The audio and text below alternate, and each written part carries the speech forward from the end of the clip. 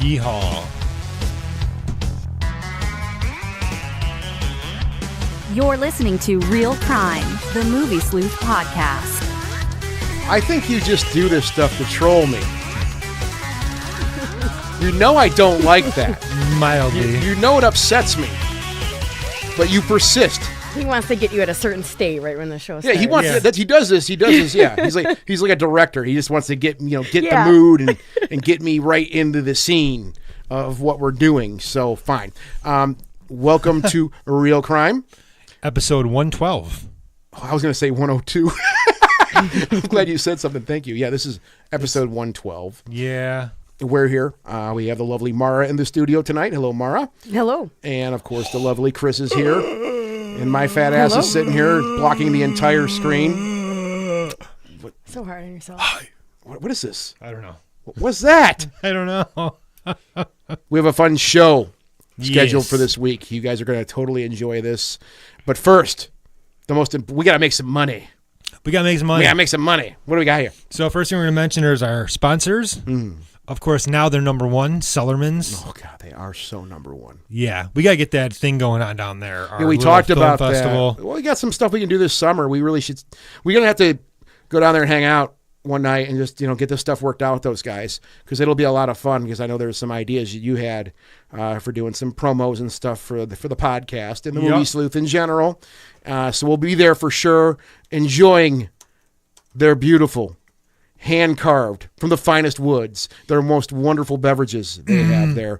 If you have not been to Cellarman's, and if you've not imbibed in the treats of Cellarman's, you are a very sad soul. That's all I can say. Yeah, it's a great place. May something, whatever God you believe in, have mercy on your soul. Then, of course, the wonderful, wonderful Flint Institute of Arts. Yeah. God, I've been living there now for the last 3 months. You pitched a tent. I pitched a tent. Yeah. Did all that. Yeah, a tent? I Why pitched a not? tent in front of the Flint Institute of Arts. Now, it's if you haven't been there, may whatever God you believe in have mercy on your soul also. No, totally awesome. What else we got, Chris? And then, of course, projectorscreen.com. If you have not registered on projectorscreen.com, if you haven't visited projectorscreen.com, may whatever God you believe in. Have mercy on your soul. Thank you, Mara. Thank you. Yes, Yeah. of course. Totally awesome. Thanks, guys, for our wonderful sponsors. Thanks for keeping the lights on here at the beautiful studio that you're looking at in the camera. This plush place we get to do our work in. Yeah, which I blew you last week or the week before about that. I'm not going to blow you again. You blew me? Not. It was good though. It was. You blew me. It was good though. Weird. You're a strange little man, dude. What do we got in news this week, Chris? So in news this week, Captain Marvel is continuing to just bank at the box office, but it was actually destroyed by Jordan Peele's new horror film, Us. Man, you talk about a buzz machine going on. Yeah. Holy yeah. shit. Us is now the highest opening weekend for any domestic horror film ever. Are you kidding me? They made over $70 million. How and why? It's Not, and I don't mean that in a condescending way either. It's just how and why. Because Get Out was a pretty big deal. Yeah. Right. And I just finally saw that. Really enjoyed it. But this, Jordan Peele was like the next man. Apparently, everybody's talking about. Well, this guy. they keep talking the next Hitchcock, the next Spielberg, the next this, the next that. My thing is, you don't need to be the next anything. Just be yourself and keep doing what you're doing. Yeah, yeah. Because you need to be important as yourself, as a creator and a director. Yeah. So as much as it's cool to hear them say all this stuff about him, and it's always a nice compliment to say something like that, like, I want him to be the next Jordan Peele. Right. Well, yeah, and be his own, be his own director. Those are my favorite directors, are the ones that just, when they put them, I think we can all agree that our favorite directors are, hey, a new, let's just say a new Jordan Peele movie is coming out. I get excited and go, oh man, what's going to happen next? Mm-hmm. What's coming up next here? And, when you get that kind of excitement about somebody who does films like that, the problem I see with that though is, this happened to, Quentin Tarantino, for example. Not every movie he did to me was the second coming of Christ. Some weren't. Jackie Brown, which I think is a really great movie. it wasn't his best movie though. But the hype machine behind that, it was kind of a letdown, right? Even though I go back to that movie, Yeah. even though I go back to that movie and I love it, That's a I great just one. Yeah, I yeah. really like it. yeah, I don't want to see Jordan Peele fall into that thing where the hype machine just gets so off the hook, right? That Yeah. I mean, you know me. I mean, I'm terrible about that. I mean, because Get Out. I mean, and I'm going to get beat up for this. I know I'm going to just get a bunch of tomatoes thrown at me for saying this, but I like Get Out. I watched it just a couple weeks ago. Finally, did it blow my mind out of the water? I enjoyed it. It was a great watch, but the way some people talk to me about this movie, I was like, okay, really, what was all the hype about? I know. I'm sorry. No, and You that's guys fine. love this movie, and I like it too. I haven't seen it. I'm just Once again, it's all about opinion. Yeah, we and don't that's great. have Yeah. to Cool. agree all the time. great movie though. know? Can't really debate taste. Yeah, Right. yeah, great movie. Well, but in I'm this just case, we can. fuck you. Well, But I mean, just from the hype machine and what I was hearing from people in our group. Yeah. It's not again like you guys are 100% right. My taste in movies does kind of suck. I guess I don't know. I don't know what to Your tell you. taste No. is just fine. No, it isn't. No, you just Your said taste it, Chris. is your taste. Thanks for freaking putting a freaking complex in my brain. But no, I just don't want to see him fall into that thing where bigger and bigger and bigger, Yeah. and then you don't always do great. and things. that's what happens when any artist wants to try to reproduce what they did the last time. It's usually going to be a fail. Yeah, It's like the next Us. Well, yeah, well, yeah, and I hate when people do that. Well, and they did Yeah. that with this. It's going to be as good as Get Out. Well, actually, I like Get Out better than I liked Us, oh, really? but Us is really cool. Okay. It's something I haven't seen before, and that's the one thing that horror is kind of missing is a fresh take, something new, and this movie does that. And It makes you think. and So if that's the case, I can see why everyone's making a big deal about it then, because there is a lot of dead ends, I think, in horror lately. well, yeah, I mean, look at the movies that we get forced to review Yeah. a lot of times. So, Yep. Yeah. all right. In other news, the Avengers Endgame, they're saying is going to be 3 hours and 2 minutes long. Wow. A lot of people are like, why does it have to be so long? Well, because, Bring some coffee. yeah, bring some coffee, and it's the end of 10, 11 years of buildup. Yeah. Why can't it be This really is going to long? be the last one. Well, it's going to be the last one for a while. Wow. So, So yeah, why not make it into an epic make it thing? just huge. Get your money's worth. Get Yeah, your money's worth. totally. Get your money's worth. On that note, Endgame ticket sales are starting on April 2nd. And they actually confirmed today that Valkyrie, Tessa Thompson's character, will be in Endgame. We were not sure about that, cool. but she's going to be in it. So, Outstanding. yeah. So not really a lot of news this week. Other little tidbit I picked up on today, though, is they're already saying that the Oscars next year will most likely have no host. Same as this year. Really? Yeah. That they just don't want to go through all that again. So, yep. Okay. So we're going to have another hostless year of the Oscars. I don't watch them anymore, so it doesn't really matter to me. Yeah, I was gonna say it doesn't really affect me Yeah. that much. Yeah. I don't. Maybe there's 1 year. Maybe there'll be an Oscarless. Yep. Well, to sit through all that shit when you can go on social media or whatever the next day and find everything out. Like you can find out. You could probably just sit there and look at your freaking phone and just find. Oh, that person won. That's all I did. I just wanted to know if a couple here or there won Yeah. or not, and that was it. Well, that's So- how they used to do it in the olden days. Yeah. You would just read it in the entertainment section Right. Yeah. of the Grab the paper. newspaper. Mm-hmm. Grab the paper the next day. All right, what do we got? All right. So new releases this week. We're getting Tim Burton's Dumbo, which Dana and Andrea are at tonight. So hopefully we'll have their review posted tomorrow. Godspeed, ladies. I want to know if it's as sad. Yeah, I'm sure it will Oh, be. that's it. I can't watch. It's this. directed by Tim Burton. yeah. It's already Yeah, sad. he's a sappy man. Yeah. it's- I'm tired of his shit right now. Oh yeah, you mean both. All right. And then Harmony Korine's follow-up to Spring Breakers, The Beach Bum, is in Matthew theaters this weekend. McConaughey. That looks Yeah. like fun. Yeah, it does. It'll be I hilarious. watched the trailer for. It. I'm like, Yeah, this looks it'll like be fun. good. It'll be good. I love Matthew McConaughey. He can't really do too much wrong for me. So Yeah, me neither. probably bordering another man crush for me. That's just my thing, though. That's really it this week, though. I think everything's kind of steering clear of the Disney. You know, Yeah, like give it some room. it's Disney's week. Yeah. It's going to be huge. It's going to make a ton of money. So, All right. all righty. Good. Suggested viewing. Suggested viewings for me, I'm going to say Us because I haven't seen anything else since then. But yeah, I do think horror nerds will dig this movie.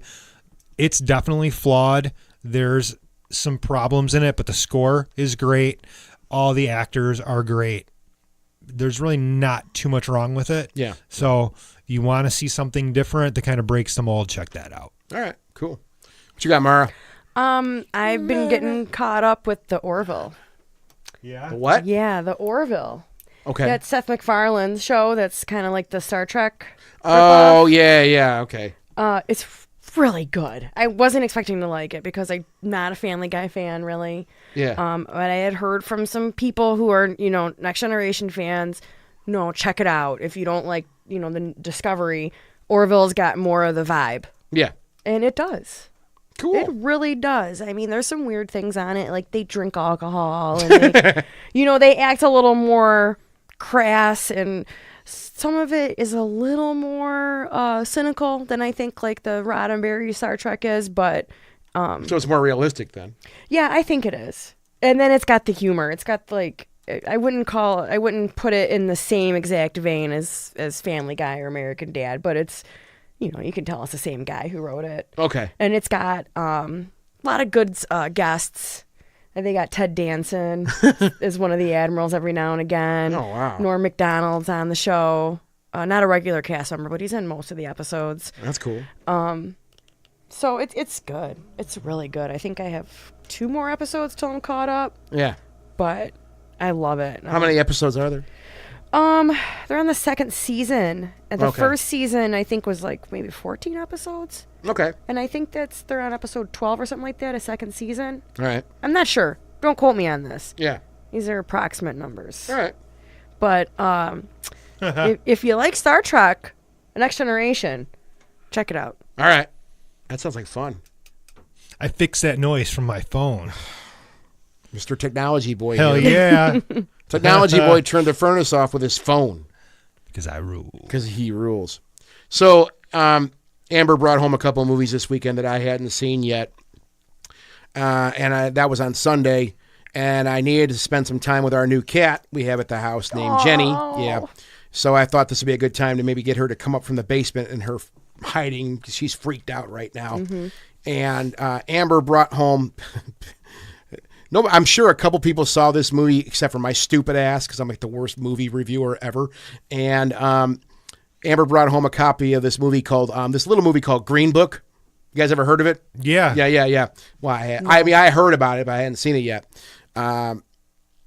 So Amber brought this Green Book home, and she's like, you really should watch this. It's a good movie. I'm like, yeah, you know what? Let's sit down and we'll get the cat to come up here and watch a movie with us and stuff like that.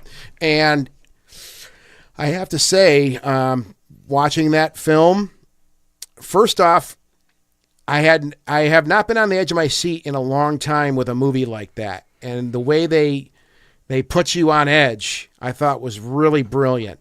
Because it seemed like there's all this happy stuff happening, but I'm just like, okay, there's impending danger at all corners here. Something bad's going to happen here. And it really doesn't. And that's what made the movie nice is that, just nothing really happens. These guys just do their thing and the movie ends. But that's what made it really, to me, very heartwarming because it was funny as fuck. There was a lot of really funny stuff that happened. Mm-hmm. And, I'm doing this very vanilla, obviously, because I don't want to spoil it for anybody. But at the end of it, I felt good.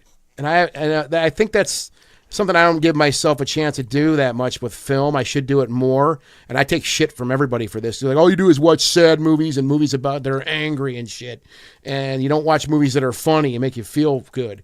And this is one of those movies. I mean, now I know why this movie has, received the recognition that it's received because it's a fantastic movie on all aspects. And Viggo, man, he fucking nailed it to the wall.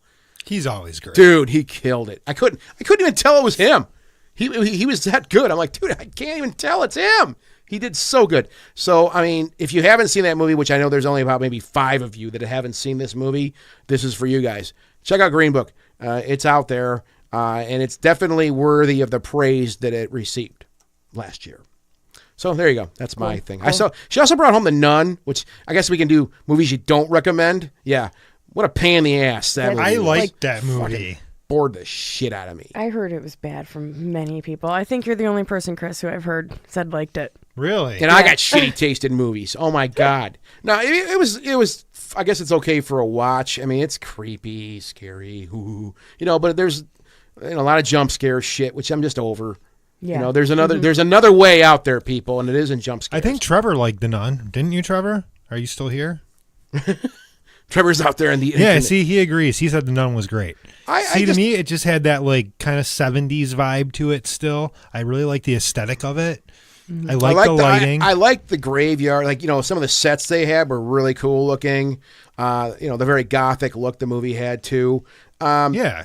There's pieces I like, but it's just, I was at the end, I'm like, Amber ended up getting up and like just kind of walking around the house. I don't know what she was doing. I'm like, where are you going? We're in the middle. She's like, I'm done. I can't. I'm not dealing with this anymore. But yeah, it was all right. Maybe I should. I always start off going, what a piece of shit, and then I rationalize it down and say, well, it's not that bad. Yeah. But it wasn't. I didn't like it that much. I mean, James Wan's great. I love everything he does, but I don't know. This one just didn't really freak me out like the other ones did. You guys suck. I guess. I don't know. All right. So this week, What are we doing this week? our favorite soundtracks. Well, boy, Chris, that sounds like a great idea. You're welcome. Movie soundtracks.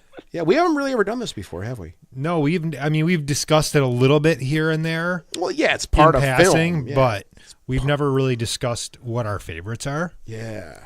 So all right, well, the baton is in your hands, Chris. I'm going to throw out my number one pick of all time right away, Okay. because this is potentially the best movie soundtrack ever.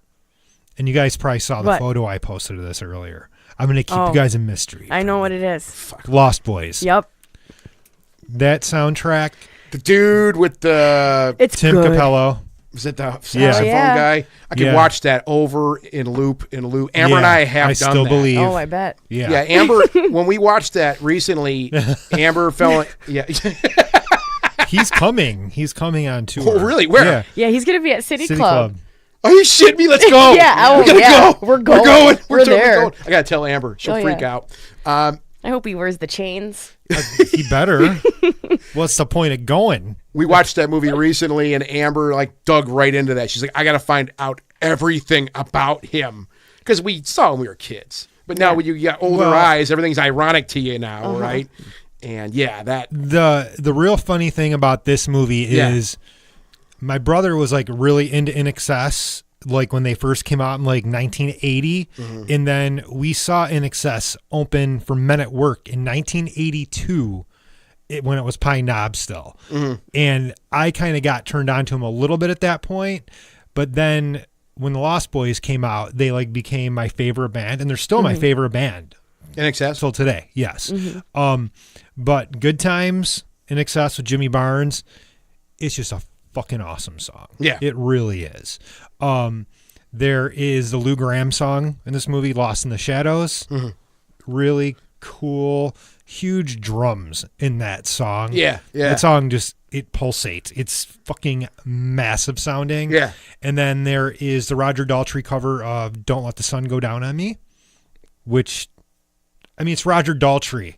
Yeah. Like, you really can't complain much. But I really think the two probably, I mean, Good Times is awesome, but People Are Strange, the Doors cover that Echo and the Bunnymen did, Yeah. it's so spot on. It sounds so good. I actually heard this on the radio again the other day during like lunchtime on like 93.9. Yeah. It's Well- a really good cover. Can I ask you a question? Yeah. I mean, I know we've kind of gotten into this already, but when we said soundtracks, I mean, I know what soundtracks are. So we're just talking about soundtracks tonight, not scores. Not scores, right? Fuck. Okay. All right. Yeah. Okay. I'm good. No, I'm good. Yeah, yeah, because there's a ton of them.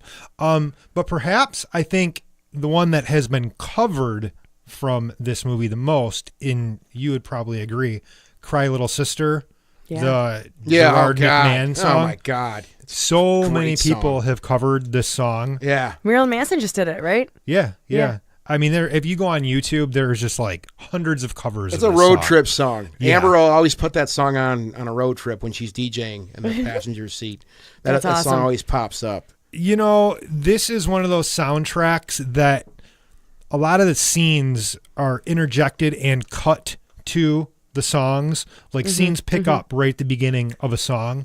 It's like hyper edited to these songs, and the songs really fit with the scenes that it are does. going on. I when you talk about that movie in the soundtrack, I really think about the People Are Strange scene, the very beginning of the movie, and they're just showing the whole city and like what it's like there, and it's like it fits. And what's really funny about this is I didn't really think about that before tonight, but Us is filmed in Santa Cruz. It's filmed on the exact same boardwalk that The Is it Lost really? Boys is Wow, filmed on. that's cool. Yeah. Oh, really? Yeah, That's I was cool. watching the movie. I'm like, that's from The Lost Boys. That's got to be. No That's shit. got to be a tip Like, of I the know hat this somehow. boardwalk. Yeah. But no, this is one of those soundtracks for me that I just always fall back to. It kind of like defines like where I went with music. Like this totally turned me away from like being into like the really poppy stuff at the time. This is what kind of got me into listening In Excess and Echo and the Bunnymen and getting more into the alternative rock stuff. Yeah. This soundtrack is like, it's defined by that. Cool. And it defines an era too. It does, So, totally. Yeah. So very gothic movie. Yeah. And the soundtrack Great flick. fits. Totally Dude, great flick, man. this is one of the best vampire movies Yeah, that movie's ever. Oh, it Shit. sure is. That's like Movie one of my rules. favorites of all time. Yeah. I saw that movie. I don't even know. I was probably very young, and that just kind of like it solidified my aesthetic, like in my taste. I saw that, and I was like, "This is what I love horror now." Like I must have been like 4 or 5. I don't know.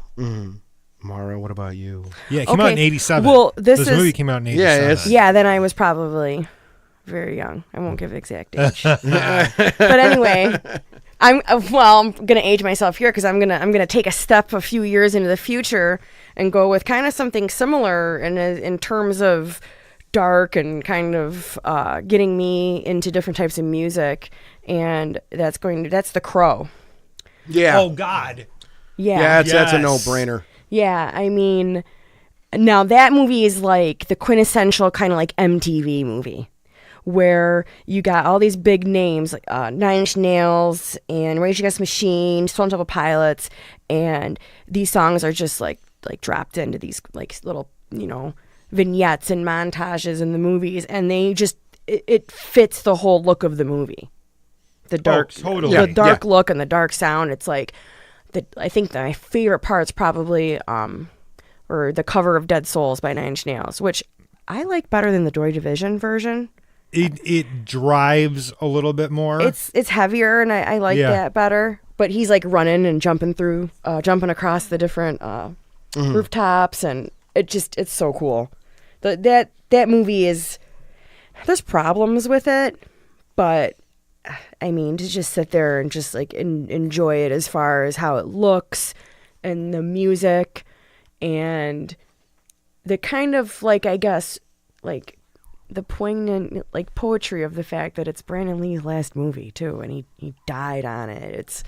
And a lot of the songs kind of fit with the themes of the entire thing. Yeah. Dead Souls, we used to cover that in one of my bands. Oh, really? Yeah. Yep. That's cool. When I was in that Project Balance band. Oh, yeah. Yeah. Great. That was a great band. Yeah. It was fun. I played drums in that band. The band ruled. Playing that. I love watching you guys play. Yeah. Those were good days. I And miss that band. when I first saw this movie and got the soundtrack, that was when I was first getting into Nine Inch Nails. I had just first started getting into the grunge stuff that was coming out, like Stone Temple Pilots, and Rollins Band is on there too. Yeah, I didn't know who what- Henry Rollins was until then, and I didn't know that. Is that Dead Ghost Rider? Souls- Is it Ghost Rider? Yeah. That song. That's awesome. That's one of my favorite Rollins songs. And I mean, I have everything the Rollins band ever recorded. Yeah. And ironically enough, the soundtrack song, Ghost Rider, it's one riff. Bum, bum, bam, bum, bum, bam. That's it's like 9 sweet minutes song. long, Yeah. too. Yeah, it's like yeah. fucking and it's I love him on that song. Yeah. Oh, yeah, I'm sorry, And go ahead. the other cool thing about this soundtrack is, I mean, I'm pretty sure a lot of these songs, it's the only place you can get these tracks. Yeah. Yeah. Well, no, I think Milk Toast by Helmet was on one of their albums. Wasn't I'm it not on? positive. It may have been on Betty. I think it was on Betty. Yeah, that sounds right. That song's That's the awesome too. riff. That's the riff. Yeah. The whole I think mood it of was this on whole Hot. album, this just talk Yeah. about defining like a point in my life, Yeah. and it's just, yeah. See that we had when I think of the Crow soundtrack, the bar I worked at in Pampa Lanes, Chris. You were there a handful of times. We had the Crow soundtrack. We're going way back. Yeah, we're going way back. They had the Crow soundtrack in the jukebox, and the thing never got changed. I don't know why. So that thing just sat in there.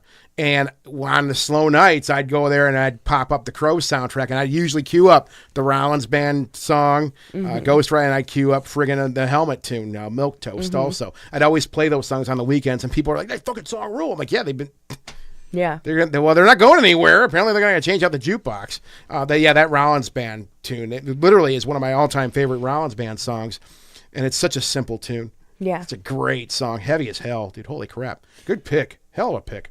That's yeah. Yeah. That's Now I'm going like, Shit. Well, I got a doozy for you guys. All right. Now I don't know. You may not remember this one. I know Chris is going to remember it. Really shit movie, to be honest with you. It never ends up on any of our stuff at all. However, the soundtrack was fucking rad, and it was the Judgment Night soundtrack. oh yeah, Now, dude. now, as far as the '90s were concerned, again, Yep. this was another one of those perfect representations of how music was changing, and rock music and hip hop or rap or whatever stuff was changing, or Well, alternative music, whatever you want to call it. The Judgment Night soundtrack, damn you, is what kind of kick-started the whole All that new weird metal shit, and yeah. hip hop rock shit. Yeah, I mean, you had Run DMC, Aerosmith did that weird collaboration, which was a great song. Well, it was Walk This Way. They just kind of retooled it. And then you had Anthrax, who worked with Public Enemy also before that, and did Bring the Noise. So you had bands that were trying to, you had the, heavy metal or rock music kind of doing this weird thing, which was unheard of at the time, rock and metal is kind of fusing, which was kind of this weird idea, which I always found kind of ironic, not to go too far into nerdland, but I've watched a handful of documentaries on, New York rap, like the old guys, Run DMC, Sugar Hill Gang, people like that, especially Run DMC.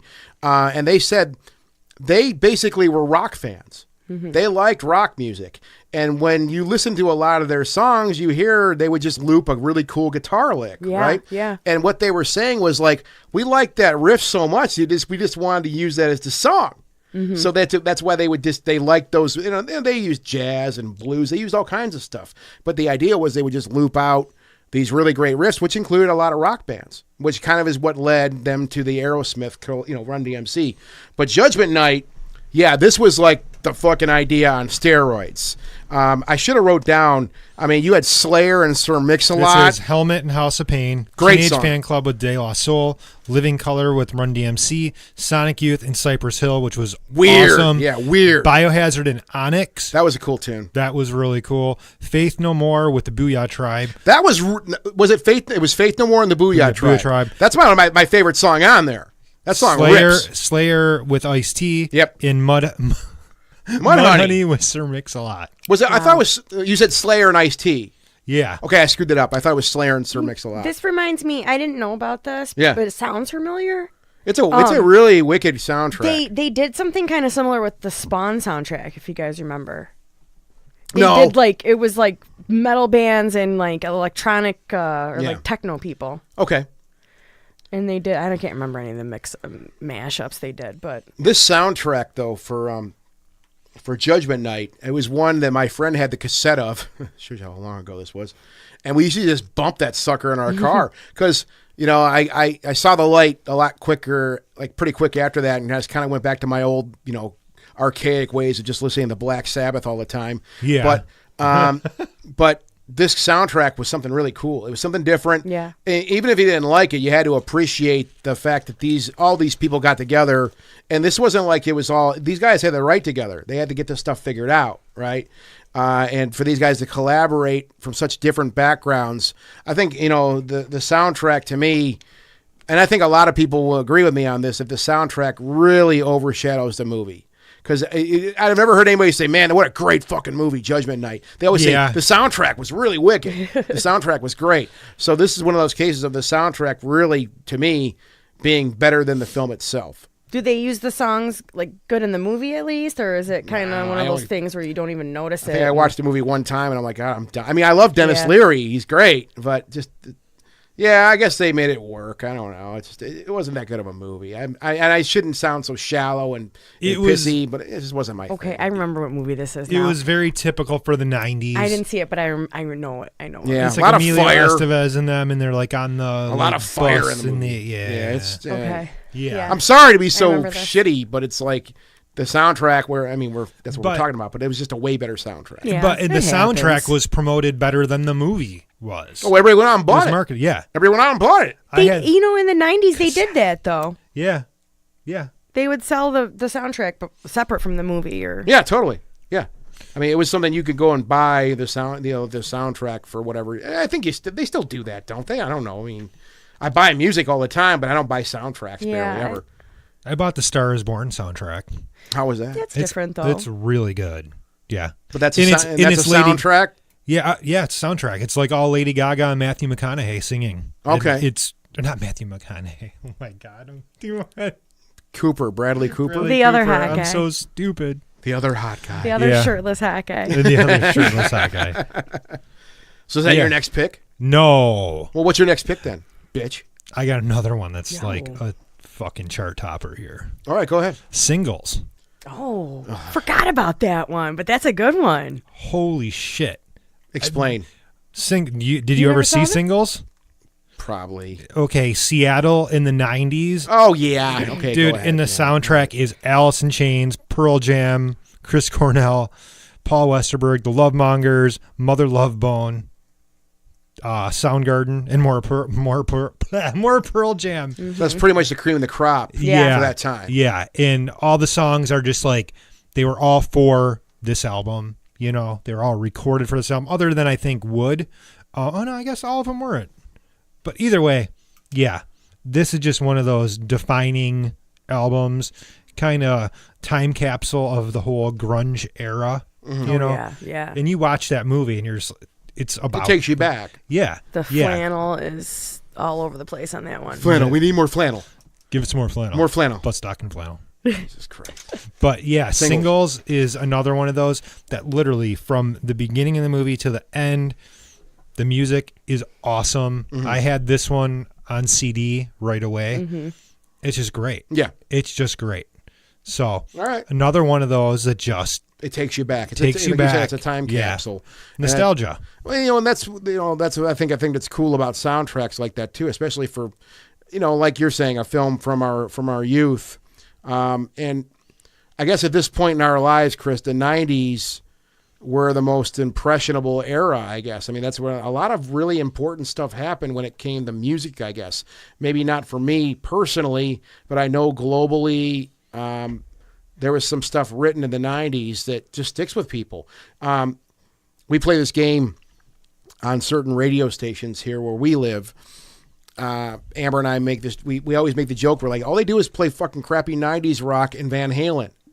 And and if you go to most rock stations, Yeah. that's what they do. And I'm like, well, there's got to be a reason for that. They have to take some type of poll and find out what people want to hear. Right. And I think people and it's in our age, Chris, in our demographic, our age demographic, that want to hear this stuff. I don't, but I mean, I do though. I'm not in the majority. Because like I'm in my mid 40s and I don't like most of the new I can't talk today. Most of the new music that comes out right now. This shit, I want to be transported back and I want to listen to the stuff I liked when I was younger. It was very original music. Nothing, and I'll Yeah. say that too. I mean, even being like, the whatever, trash death shit that I listen to, whatever you want to call it. I will never forget hearing the first Pearl Jam album for the first time. Yeah. I never heard anything like that. And it's one of the most sad. It's a very emotional album. I mean, those guys obviously put a lot of time into that. And I never heard music like that. I mean, I've heard music like that before, but just not like that. It was heavy. It was a really heavy Right. album. It wasn't metal, but it was heavy. But it was heavy. Exactly. Yeah. Yeah. And, that album I still go back to that album every once in a while. I love that record. Now talking about Pearl Jam, and I won't take too much time on this, but when I was a senior in high school, we were going to see the Red Hot Chili Peppers at the State Theater, Yeah. downtown Detroit. And the two opening That's bands, awesome. Pearl Jam and the Smashing Pumpkins. Oh my God. Wow. That's wild. Yeah. Pearl Jam was the opener, Smashing Pumpkins, and the Chili Peppers. Imagine that show today. Like, it would just be at, like, the arena, and you'd be spending Yeah. And I sat too much money, and you'd be in nosebleeds. I Just stood in the lobby and talked to Chad Smith for like a half hour. That's awesome. Because he just came out. Because nobody knew who he was. He's from Detroit, too, Yeah. so Yep. he was, hometown guy. Yeah, my cousin is actually friends with him. It's funny you have those shows. We saw Ministry and Helmet with Sepultura at I the remember State that. Fairgrounds. Yeah, I remember Oh my that. Again, I forgot it was like 94 or something like that. Wow. But, I mean, and that was heavy, man. That fucking Ministry. And I'm not the hugest Ministry fan, but watching those guys live, like that wall of noise coming at you. Yeah. I was like, Jesus Christ, man. These guys are fucking awesome. But with Helmet. Yeah. I mean, for the time, like you couldn't really touch it. I mean, they were still newer band. I mean, Ministry Yeah. was around, but they were picking up their steam. The sound was changing, all that stuff. They were getting their gallop. Helmet was getting their gallop. Sepultura was, kind of changing. Right, It was right. a lot of stuff was happening, right? But yeah, I mean, same thing with a show like that. If you would put those three bands together right now, it would be massive. It'd Yeah. be huge. Maybe not as big as what you're talking about. Well, I saw Helmet 2 years ago. Yeah. They play at the Magic Bag. Yeah. 400 Yeah. people. Yeah. And You talk probably about couldn't- loud. assholes and elbow. You probably couldn't even move in there. Yeah. Yeah. 400 people in a Magic Bag is jammed. Helmet's Yeah. one of those bands that's like you know them, you know them, but they're kind of obscure as far as like that type of music. Well, they were a goes. unique. The thing about Helmet, we always, we're going down this rabbit hole of just music, but speaking as we're both metal people, right? We're part of that community, and when seeing that happen when I was a kid, we heard Helmet. My buddy Dave got a copy of Meantime. He's like, "You gotta fucking hear this. yeah, It's heavy, dude." I'm like, "All right," and slap it in, and I'm like, "Damn, this is awesome. Yeah. This is different. It's more mechanical sounding and Yeah. industrial, but it's real sounding." Because that was always my problem with industrial music to a certain degree, was it always sounded too mechanical and too synthetic for me. I wanted stuff to sound more organic. And I heard Helmet, and I'm like, wow, this is like that mechanical nature, but very organic. There's instruments being played here. And then I saw them, the band. Right. And I'm like, what the fuck is this, man? Like, they did not, and this is the narrow-mindedness of the metalhead that still lives and is strong today. Yes. These guys don't look how they sound. They have short hair, don't they? They had short hair, Yeah. polos. which was Yeah. a really ridiculous Shorts. thing. Yeah, that's what But I always noticed dude, too. I was like, when they we have saw, short when hair. we saw Helmet at the Phoenix Amphitheater, which is another historic place Oh, here. Yep. Saw the Deftones. The barrier, they brought the barrier down. People were going so ape shit for Helmet, they brought the damn barrier down. They had to stop playing. Paige was on the side of the stage smoking a cigarette, going, "Can we play? What's gonna?" And the bass player came down, and I got a good look at him. He was wearing literally polo shorts, nice polo shorts with a matching shirt, like a matching Yeah, shirt. yeah. Like it wasn't the same, but I'm like, you're looking like you're getting ready to go golf. Yeah. This is not a fucking metal band, but they were. Yeah. Before we get off Helmet, I just got to say John Stainer is one of the best drummers of all You think time. so? Yeah. Yeah. Yeah, Helmet really, another quintessential 90s band. I mean, Yeah. they really changed the game to a certain degree. Like I said, even aesthetically, like just how Right. they changed everything. Like, all of a sudden, like everybody's cutting their hair off. I saw it. Like everybody's cutting their hair off. And I can play metal and have short hair too. And I'm like, okay, it's weird. Still a great right. band. Great band. Sorry, we All right, we Mara. went into the weeds. It's right. all you, Mara. All right. all you, Mara. I'm Save taking, us. I'm taking us out of heavy metal 80s, 90s Right, world. great, good. Let's try something And new. I'm going to go with one of my favorite movies of all time, directed by my favorite filmmaker of all time, Pink Flamingos. Oh my God.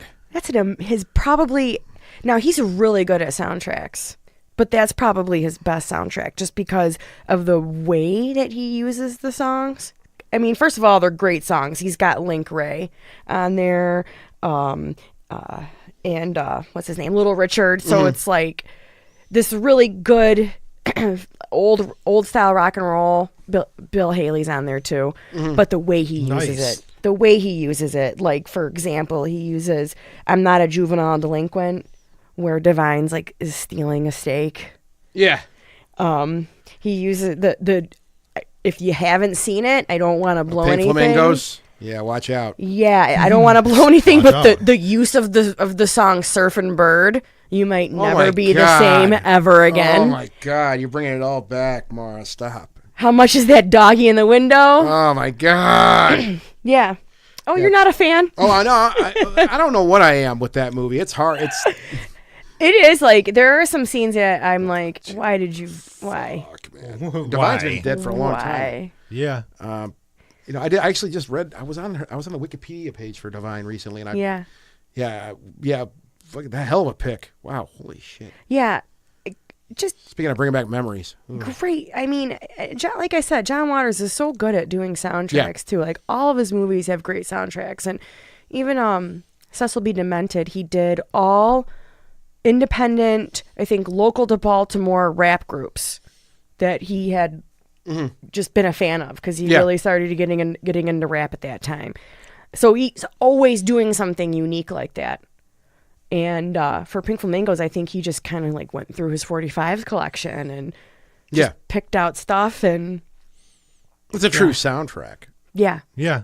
It's just, and that's what, you get into these movies and you have a director or a person who's writing the film and you hear that a lot. Like, I just hear this song. Mm-hmm. I just hear this song being played in this scene. Mm-hmm.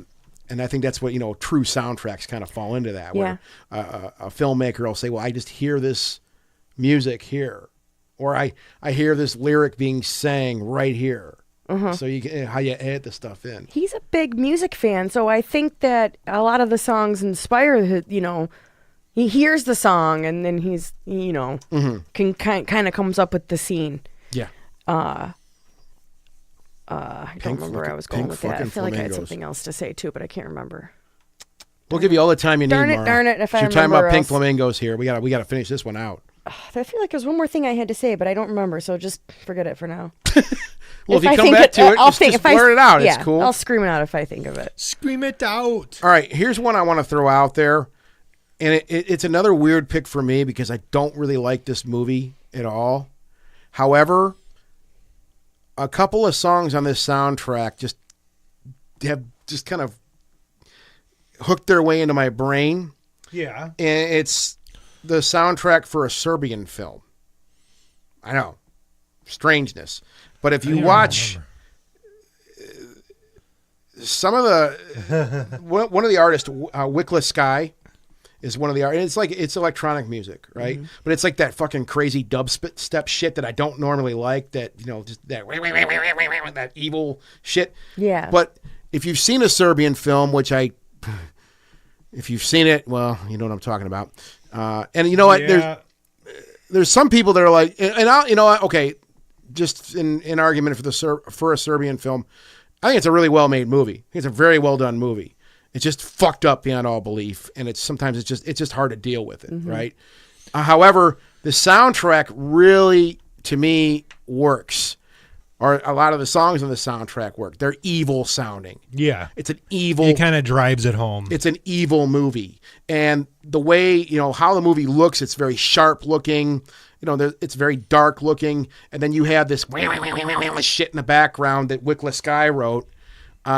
And I can't even. I don't have song titles. I don't have shit. It's just when I was writing down ideas for this thing, I'm like, impressions I've had from movies. This is one of those soundtracks that I remember hearing, and I was like, God damn, that just it just all makes sense.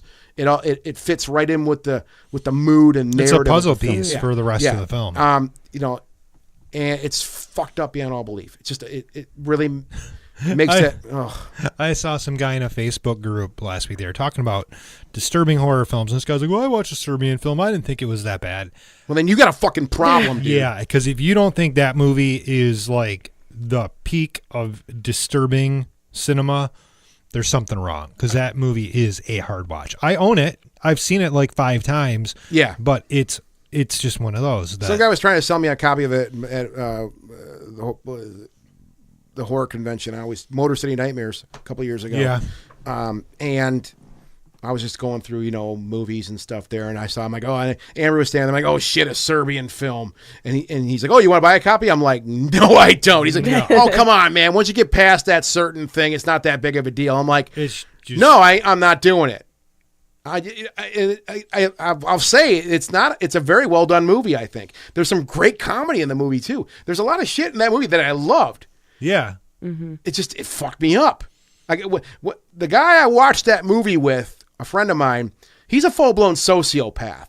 I mean, that's all I'm going to say about this guy. He's a fucking sociopath. Love the guy to death, but I don't trust him that much either, right? It's a weird relationship I have. We watched this movie together, and this guy, who's nothing bothers him. He's nuts. He looks at me, he's like, dude, like that really scarred me, I think. Like, I really don't feel right. And I'm like, I got to go home. To that point aside. You've seen this, No, right? I haven't. I You've saw never- the trailer and I was like, I don't know if I want to watch fucked. that. Yeah. It doesn't seem like I mean, I don't need to be, coddled by my movies, but there are certain things I won't go out of my way for. But I wanted to note that. I don't know why, but I put it down because that soundtrack, for some reason, those songs just really just made it work. As far as if you've seen the movie and then you hear the music, you're like, yeah, that fits right like a glove. Right. So, but fuck that movie regardless. Oh god, Fuck that movie. So we covered Pink Flamingos and then we moved to a Serbian. Give us a happy movie, Yeah, Chris. we need something to get us. Well, Pink Flamingos is fun. The Well, next it's not one I'm going to happy, throw yeah. out there is not a happy movie Of at course. all. It's not at all. Okay. But this is another one of those that is a defining moment in one person's musical career and probably one of the best movies of the 80s. Okay. And that is going to be Purple Rain, motherfucker. Dude. Unfuckable. Wow. Yeah. Yeah. Yeah. You cannot go wrong with this movie. Every song. Yeah, Amazing. every single song. It all fits into the context of the film. Yeah. And we know, I mean, this is based on Prince's true life story, obviously. But the live performances in this movie. Just intense. Unbelievable. So Yeah. intense. Yeah, intense. And the music, it just goes without saying, the music there is just absolutely brilliant. And that's coming from a person who's not a huge Prince fan. I'm not a big Prince fan. But that's even that. I own that soundtrack. I got a copy of that, and I'll listen to it. It's that fucking good. Yeah, yeah, I mean, that's a hell of a every song in this movie, including the songs by Morris Day and the Time, Of course. they were all hits. Just, I mean, I can go on for an hour just about the movie itself. I know. That's a great movie. But yeah, everything. It's just like with the Lost Boys, like the scenes they hit at the beginning of the songs, when they're on the motorcycle, things like that. It just flows. Yeah. It's pure greatness. Yeah. And another movie that just kind of captures the 80s in a time capsule, but also kind of captures Prince at his peak. His peak. Yeah. Even was at though his peak, he got even bigger after this, I think this was like the central focus of most of his career. Oh, yeah. Oh, man. Yeah. What a pick. Yeah. Really. That is a fucking fantastic. Yeah, that's a great pick. Man. Great pick. Yeah. Okay. Hey, how are you going to beat that motherfucker? Are you going to beat that motherfucker? Yeah. Mara. The performance of Purple Rain in Purple Rain. It's sick. Yeah. It is. It's very memorable. Very memorable. That just bores its way into your skull. Also, you can't get it. Just I can hear it all right now. I can't too. I'm like watching the movie in my head Yeah, right now. it's all as, there. as we're talking about it. because Yeah. it just doesn't leave. I want you. to see. I want to watch it so bad tonight now. And damn it. the fact that he was never really given people didn't realize what a great guitarist he was. Yeah.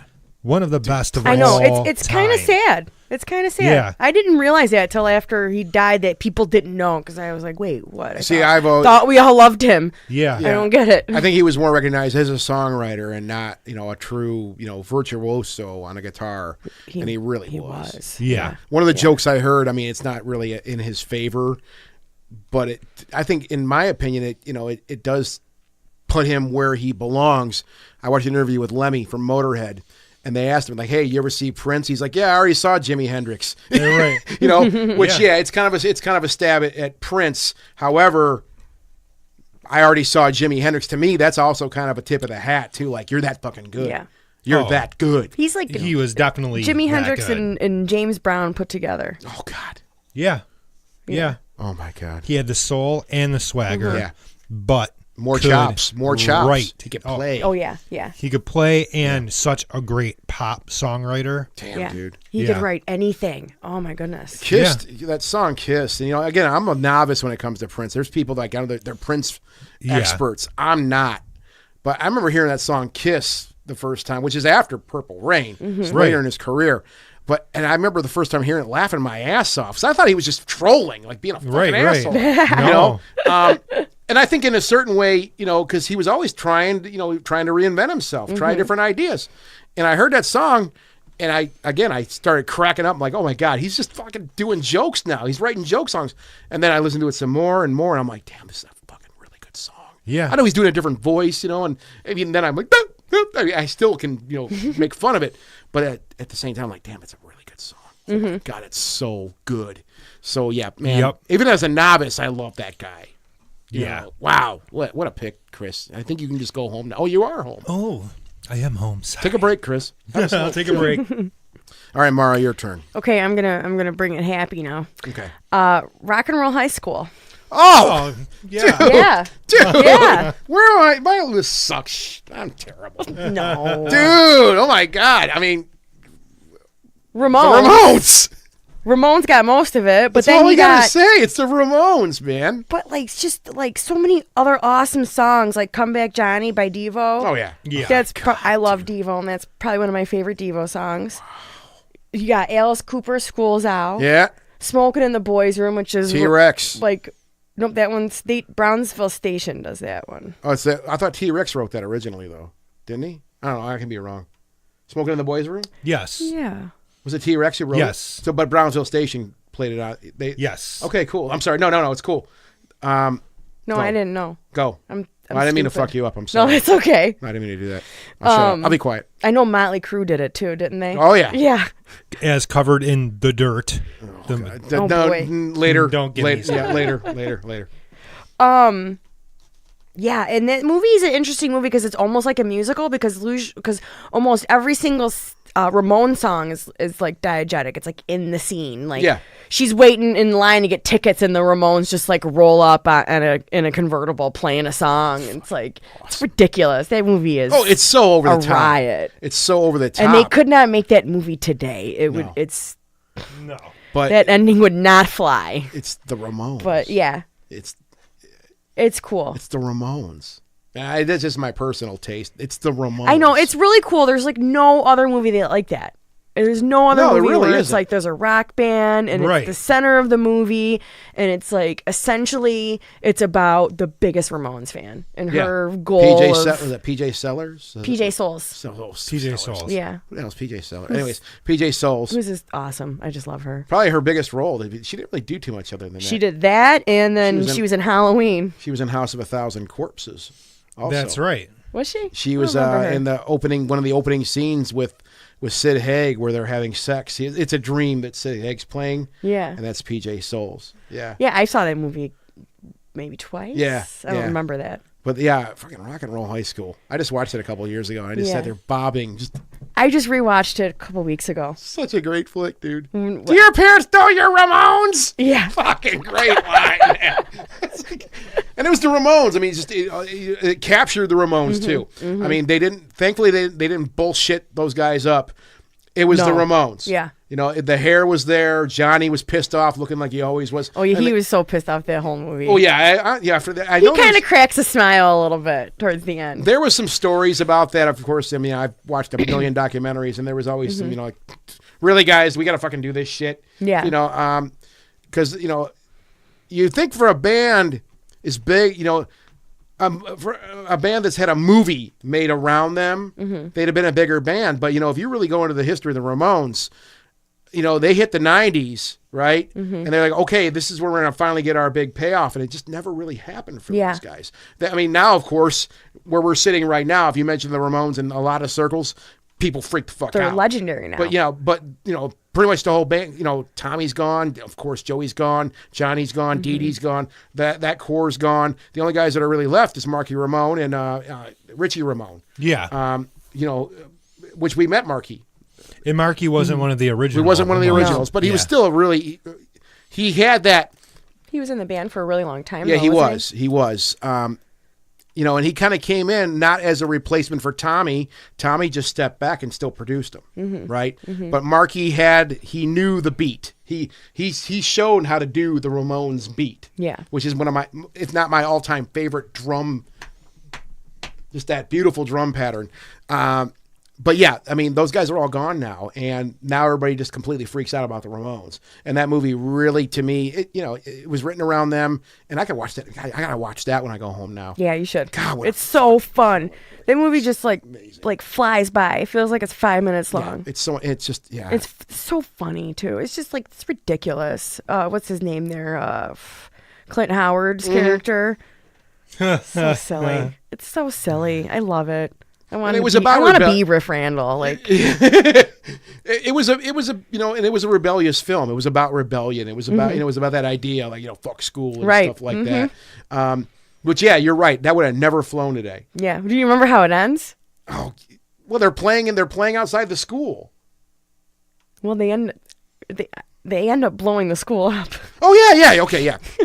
The girl makes an explosive. Like she blows the school up. She's got her right. nerdy friend, and her nerdy friend goes in the lab and concocts a bomb. And, it's all coming back now. Yeah, so it's they never do that. I gotta remember that shit. My memory's shot. I'm done. Yeah, I can't remember anything anymore. No, they do blow up the school. Yeah. But my impression, what I think about that movie is just them playing outside the school. Yeah, well, and everybody's flipping their shit, and the principals, and they're all pissed off, and they're all again, your parents not your house. I mean that whole thing. All right, Cartman. It's so funny. It's just beautiful. Yeah, that's just such a great. Man, what a cool. And then they made the sequel, but I never saw it. No, I'm not. Corey Feldman's in it. That's all I know. Not gonna do it. Probably. That's horrible. Too bad. That's really too bad. Not gonna do it. All right, I'm gonna throw one out here that I may be stomping on somebody's thunder with this one, but it has to be said: the Pulp Fiction soundtrack. Oh yeah. Oh hell yeah. Genius. Bought that one too. Oh yeah. Bought that one too. So many cool songs on there. And Quentin Tarantino, I think, he's always scored. He's had different things happen with his films. I know what's his name? Who's he worked with? Who did he work with on Death Proof and stuff like that? And Robert Rodriguez. Thank you. I know he, for example, wrote, and I know that's not exactly what we're doing here, but he wrote the score for Kill Bill. Robert Rodriguez did. He wrote all that stuff for Quentin Tarantino. Pulp Fiction, however, obviously is a soundtrack, and all them songs on there are just so impressionable. For some reason, they really are. And Quentin Tarantino, I think, is one of those guys that really had an ear, for what, like I was saying before, like I hear this song. Yeah. Because Quentin, was just a nerd and a half with all that stuff, with music and movies, and I think he's one of those few guys that can really put it together. In a big blockbuster he knows how to match film. up music with scenery very, very well. Yeah, he does. I mean, the whole dance scene with a Chuck Berry, whatever. Yeah.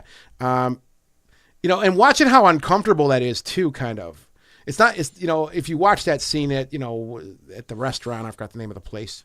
What was the name? Rabbit Slims. Jack Rabbit Slims. Thank you. Jack Rabbit Slims Twist Contest. That scene to me, that's what makes Quentin, such to me, an original director. Because I mean, maybe you could have cut like 2 minutes off of that scene, but they just kept going. He played the whole damn song basically out, Right. and for them and all the dance moves, all that goofy shit, and Uma Thurman looked right in her element for that. You got Travolta in your movie. You better have him do a dance number, right? Yeah.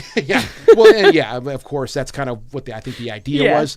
But Travolta didn't look comfortable though. He didn't. It kind of fits in with the scene because it's like they're not really comfortable with each. Well, he's not comfortable with her because he's afraid he's gonna get killed by Marcellus Wallace get if whacked. if he's Well, too into her. He's trying to be he's trying to be cool. And Yeah. and you hear all that before and within the cool. movie. Like, I'm just gonna fucking laugh at her fucking jokes and have a Right. good time and take her ass home, and that's it. You know.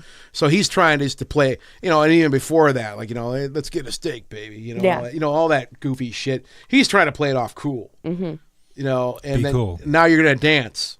I want to win. We're gonna dance. You know, and then of course you see after that they had a riot together, and now they're having all this fun, and well, we know what happens after that. Too much fun. Yeah. But you know, even like the opening, you know, what made Quentin Tarantino, I think, was, you know, the dialogue. We've talked about dialogue so much, and you have like a whole 10, 15-minute intro to a film where it's just them driving in a car, basically having a conversation about fucking hamburgers and stuff like that, right? But the music that leads you into that, I think the use of "Girl, You'll Be a Woman Soon" dude. in that movie is probably one of the most genius setups ever. It just fits perfectly. It Yeah. just works. And a reel-to-reel, Just too. work. I thought Yeah. that was great, how they used the reel-to-reel thing. Yeah. Cool song too. I really song. like that song. Yeah, and how that kind of just collides and falls into itself also. I think that's just a perfect movie. It's just a perfect movie. I think I don't really know too many people that don't like. I know there's people who go, Quentin's bullshit, and yeah, They're we bitter. mentioned this earlier. He hasn't. Not everything he's done is amazing to me, but Pulp Fiction really. I don't know too many people that didn't like leave Pulp Fiction like changed to a certain degree. Like, I've never seen anything like that. Well, it was one of those movies that, you know, again, the soundtrack matched up perfectly with the film. Yeah. And Pulp Fiction as a whole, like, it defines an era Yeah. in filmmaking of the 90s. And so many movies ever since then, for the past 20 years, have used elements of Pulp Fiction. Well, sequencing Of course, for one. yeah. Yeah. Yeah, sequencing is one thing too. That was the bane of hours of conversation. Just on that idea alone, like, what the fuck? Why didn't he just make it a linear story? Just tell the story in a linear fashion, like regular Yeah. movies. But he didn't. You know, and you Yeah. had to think about it and put the pieces together. And that's kind of the fun of it. It is. Is assembling the movie in your own mind and drawing your own conclusions for a lot of things too. It's weird too because I've seen that movie so many times, and I know I'm familiar with the way the movie goes, but like when I think about it in my head, I think about it like literally, because Literally. I've seen it so many times. Yeah. I just know, yeah. and that's cool. It's interesting. Yeah, it's something you have to think about. I think it's just I think you're right, Chris. It may be, you know, one of the to me, I think it is a perfect movie. I think it's a really cool topic in general for us because we all love music so Yeah, much. yeah. So it's just nice to kind of not just be talking about movies, like we're actually looking at it a little bit deeper, how Right. it all fits together. Yeah. you know? Music, you know, and yeah, especially if you're a music fan, you know, when you hear, especially if you're watching a movie and you hear, like nowadays, you know, we're getting older, me and you are, Chris, and there's movies that I've seen where all of a sudden I hear a song, you know, Right. from an era or whatever, you know, whatever genre it may be. And I'm like, fuck. All right, man. That's Right. And Right. I'm like, wow. So this person took this song and they juxtaposed it to whatever scene it is. And it's fun to try to like, well, wonder why they did that.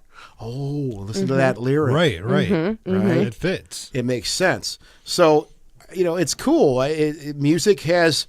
Some people think in certain circles, I've seen this, that, you know, soundtracks are just as important sometimes than the movie itself. Yeah. You know, how it's done artistically. Well, Yeah. and you know, not every movie really uses music in that way or its soundtracks. So it stands out when there is something like that, Yeah. where you notice why a certain song was picked, especially when it's a familiar pop song or rock song, Yeah. you know. Chris, what about you? This is I'm hard. getting tired 'cause of hearing my memories going again. I've got obviously. like 3 or 4 I'm going in between, but a few people mentioned this one. This was on my list, so I'm going to bring this up. Train Spotting. Cool. Train Spotting was another one that it just fit. Mm-hmm. The Iggy Pop songs in this movie, they just fit Perfect. perfectly with the scenes. The dynamic is there. But the thing is with this movie that the whole subject of heroin use, it kind of, those puzzle pieces fit together because we know Iggy Pop was a notoriously bad drug user and abuser. How he got out the other end of that with How his he- sanity, yeah, I yeah. don't know. But obviously we get some David Bowie with this. We get Underworld, Joy Division. There's a lot of great music in this. Heaven Another 17. defining film. Yeah. This is another one of those It's- ones that really defined the era. It's kind of how I got into Blondie, because all I ever knew was Heart of Glass and Call Me and the Atomics on that one. Mm-hmm. And I never heard that, and I was like, oh, what's this? And I found out it was Blondie. I was shocked. It didn't sound like the stuff I had heard before. Yeah, yeah. Yeah. But yeah, Train Spotting. Me and Alicia, we actually traveled to London in the 90s right before this movie came out.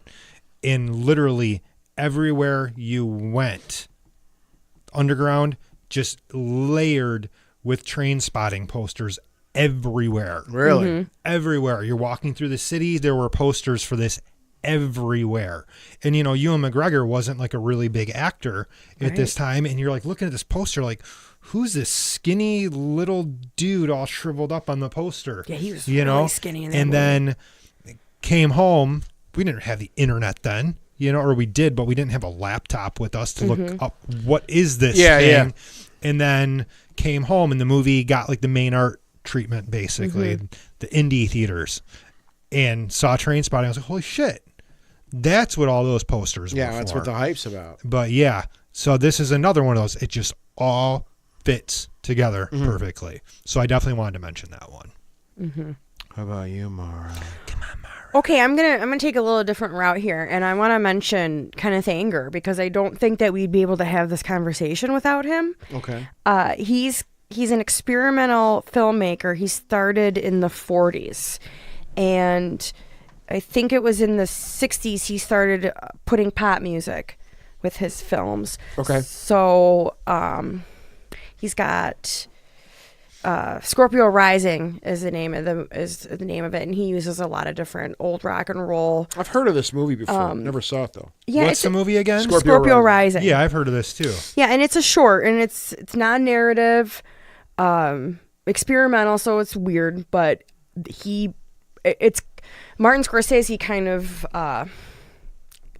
I've heard him credit him as one of his biggest influences in that, putting this ironic use of pop music into a scene. And I was like, when we were discussing doing this topic, I kind of thought, like, what's the first movie that kind of has a soundtrack like that? Yeah.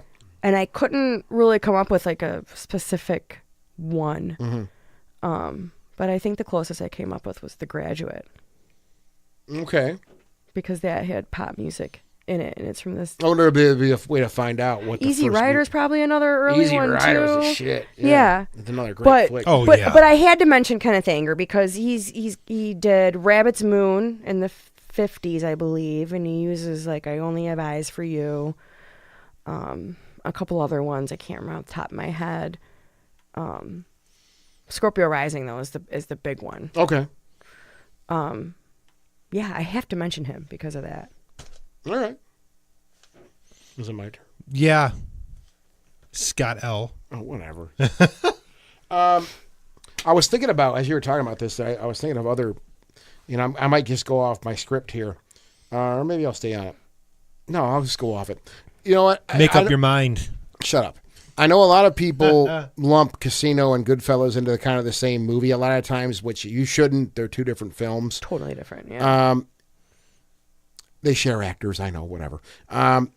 However, I always like the use, and I don't want to go into too many details on this, but let's talk about Goodfellas. This was actually the next one that I was going to bring up. Oh, fuck. So we can go into detail on this one. If Okay, you want. let's. Well, Yeah. My thing with Goodfellas, I always liked because the idea of like classic rock and stuff like that was used a lot in Goodfellas, right?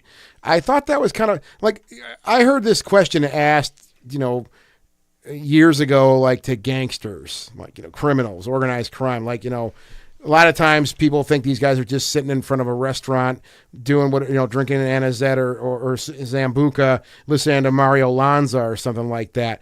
But There was interviews I read with gangsters, and they said, "Oh, dude, no, we fucking love rock and roll.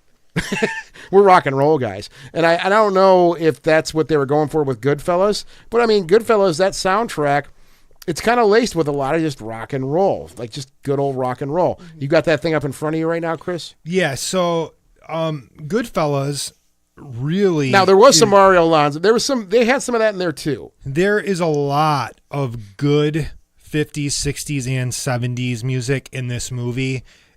It's rock and roll. There's some Rolling Stones in this, but we get a lot of Tony Bennett, the Cleftones, Otis Williams and the Charms, the Moonglows, Giuseppe Di Stefano, the Cadillacs. There's a lot of The that. Cadillacs were on there. I forgot about that. Yeah. There's a lot of really Johnny Mathis. Yeah, the Chantels, Bobby Vinton, the Harptones, the Shangri-Las, Al Jolson. This movie is just layered with awesome era-specific music. Yeah. But the rock and roll is what stuck out for me. And I guess it's just this impression I have from my exposure to this stuff. Well, we know that Scorsese is a huge Rolling Stones fan. Yeah, oh yeah. Because he perpetuates this throughout all of his later films. And actually, I got to see Scorsese's record collection when we were in Paris. Wow. They had a box of his 45s out in the museum, and were they his, or they just they were his. They belonged to him when he was a child. He just donated them. He donated them to this museum, and literally it was like this box like this big, and it was just full of his 45s. Fuck, I'd love and then to they have had that. documents out with what they were, and most of it was the Stones. Yeah. Man, I'd die to have that. I would die to have that too. That collection's got to be worth the fact that it's just sitting there. Well, and it's got it's to be worth a fortune. Yeah. Wow, holy crap. But Scorsese is one of those. He really knows how to interject music into a scene and use it to and drive it home. And the thing about Goodfellas too, I mean, the rock and roll is what stuck out for me. I like that aspect of it, but it's one of those movies too where the soundtrack is kind of floating along in the movie, and it fits so well. You don't really, I mean, you notice it. It's part of the movie. It's part of the narrative. It's part of what's happening. Right. But it's there. It's a perfectly working mechanical piece within the movie that I don't want to say it like this, but the only way I can really, you don't notice it that much because I think it's just so natural to where it's, where it's at in all them scenes that make up Goodfellas that I guess to me, I just feel like it just belongs there. It just was meant to be there, I guess. All that great music you mentioned, right? I mean, and I guess I couldn't hear it any other way now because we've just watched that movie so many goddamn times. I have seen this movie at least 100 times, minimally 100 I know times. I've seen it. I've probably seen it more than that. Yeah. So I would just watch it over and over. I'd watch it for background noise. I'd watch it just for fun. They used to have a thing on satellite radio. I don't know why they stopped. I don't listen to much satellite radio anymore. I think it's kind of a dying thing now. But they used to have a movie station on satellite radio that you could just listen to movies, which I thought was so damn cool. And we did that on a trip. We actually listened to Goodfellas when we were on a road trip on satellite radio. And we were dying because you can, if you've seen that movie so many times, as many times as we've seen it, you can see it all in your brain. You can see it all in your mind's eye as you're hearing it, right? So it was amazing. So, yeah, that, I guess, Chris, with Goodfellas, that idea, that much depth, and that's a pretty epic film too. I mean, that's a lot of time you spend with a movie like that, and so it's a lot of music naturally too. Yes, great flick. So, I just kind of threw that one out there. I didn't even write that one down. Yeah, but kind of that one it just flows perfectly. Yeah. So I've got a couple more. Heather actually just mentioned one of them that I was going to mention. Oh, really? Heather. Heather. Heather. We're terrible people. Drive. God, I haven't seen that in forever. The soundtrack is great. It's mostly Cliff Martinez. There's a lot of really synthy stuff in this. I wouldn't really say it's a score, though. It's more of a soundtrack. I've got this one on vinyl, too. It's really, really good. And once again, the music, it's just like a puzzle piece. Yeah. The scenes just float with the music, and everything just fits really, really well together. You've seen Drive, No, haven't I you? haven't.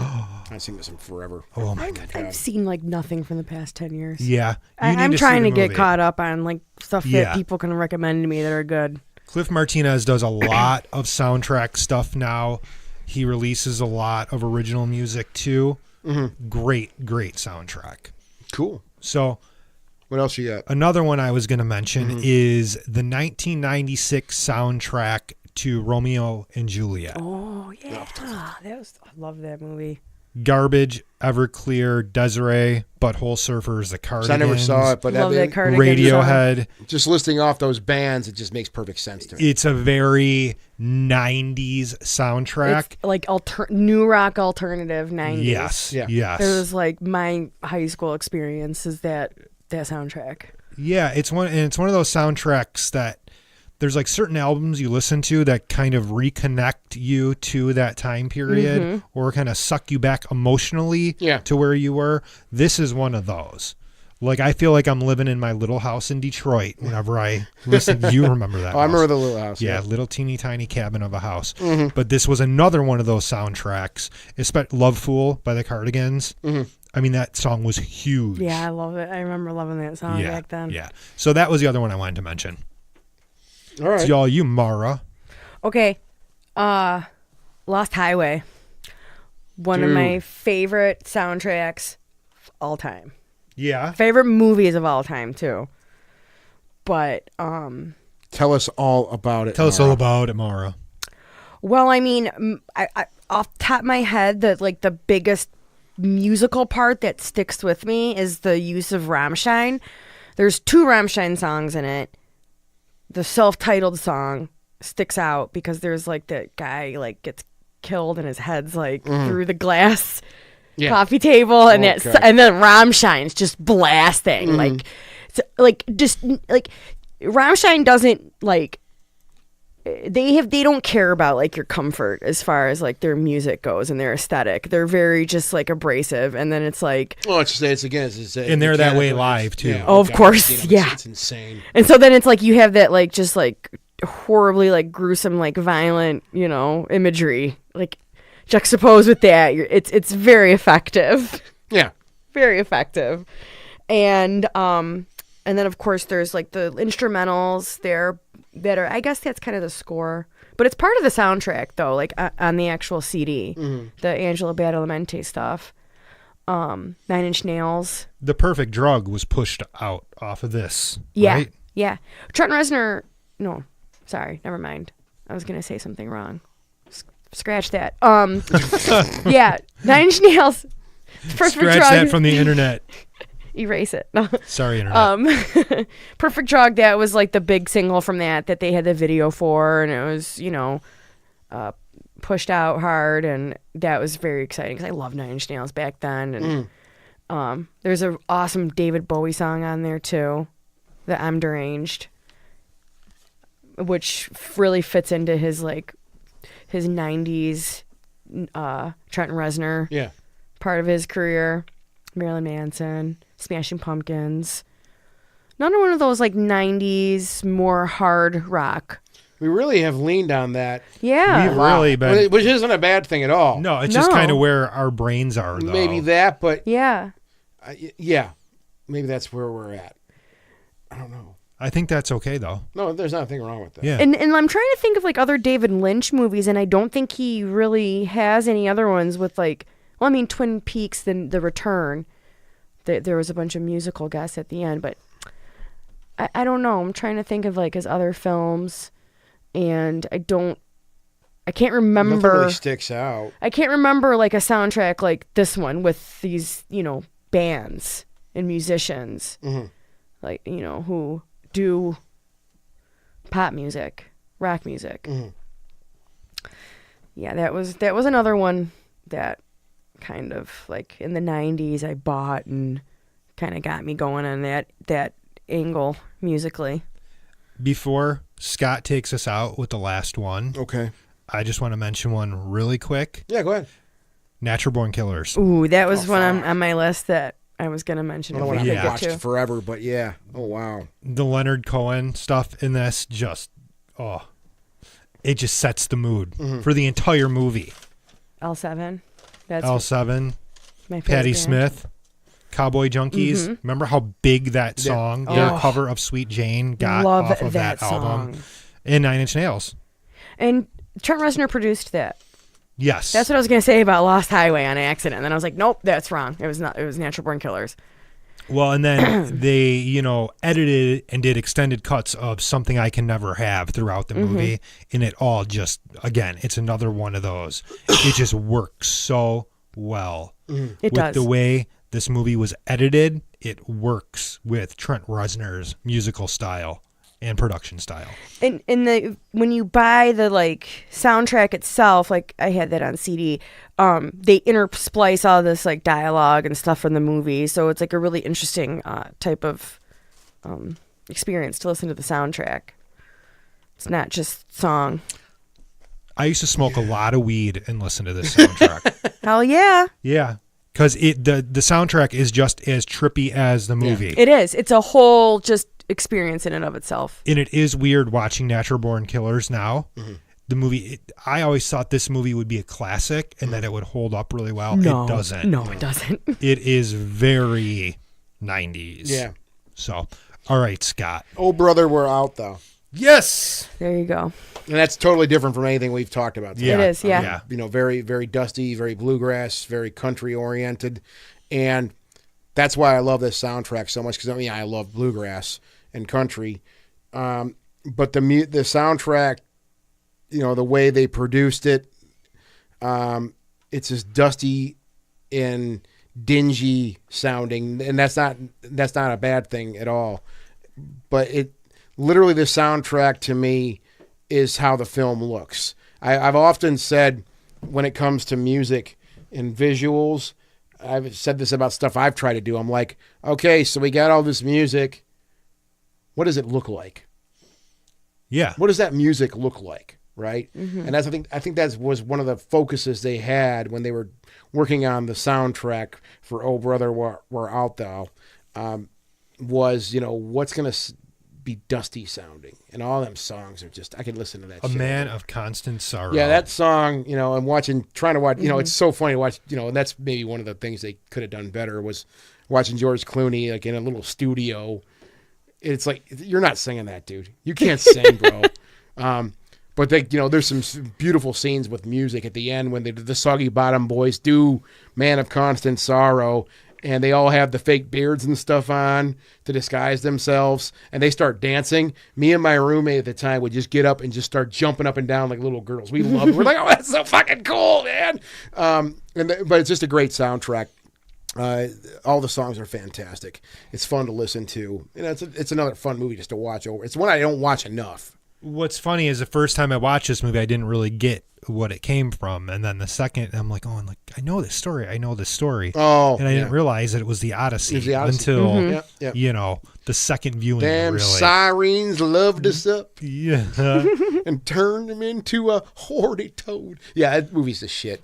John Turturro just fucking wrecks. Yeah. I mean, everybody in that movie. That's a great movie. It's fantastic. The soundtrack, that's one of the ones I had to write down because it's a soundtrack that I'm not a big, myself personally, I'm not a big, I'm not big into buying soundtracks. I'm getting more into it nowadays. But when I was younger, it had to be something that really stuck out, like Pulp Fiction. Snatch was another movie. I don't want to get too deep in that. Snatch was another great soundtrack. Yeah, that one, same. Guy Ritchie, Snatch and Lock, Stock, and Two Smoking Barrels.